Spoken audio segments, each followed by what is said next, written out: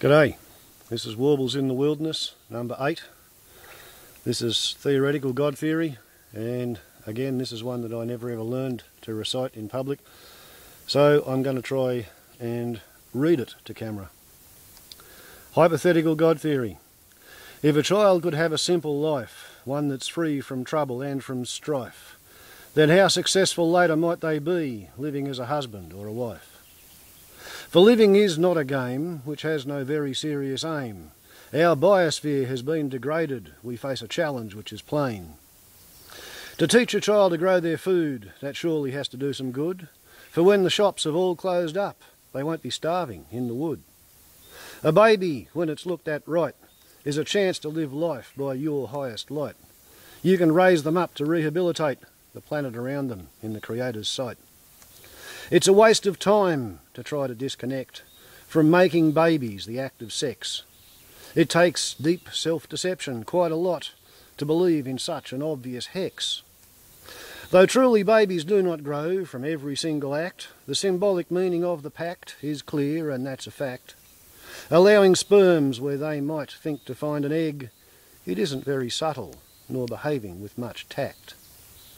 So look there long and hard at any face in bed beside your own, and unless you crave to see it every day there in your home, for 20 years or more while you raise the hypothetical child, then you're lying to the universe, and you'd be better off alone.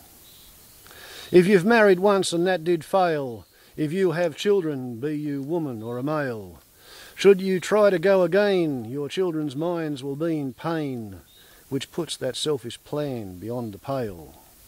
And when you recognise that's true, there's only one thing you can do. That's to try to raise your children to be more functional than were you. For nothing else does truly matter, but if your genitals, so you flatter, for them demanding a snuggly, cuddly love life, then as against reality as they batter, all your plans will sadly shatter. But if you would live your children's life without the trouble and the strife, if your marriage you have disparaged, don't compound problems with a new husband or a brand new second wife. For it's a total waste of time, if you'll take a tip of mine. It's only good for annoying children, and cosmically speaking, that's a crime. Written on the 4th of the 10th, 1996, and of course I speak from experience. I married a woman with 2 kids at foot, and I was the stepfather from hell. I was born into a Brady bunch too.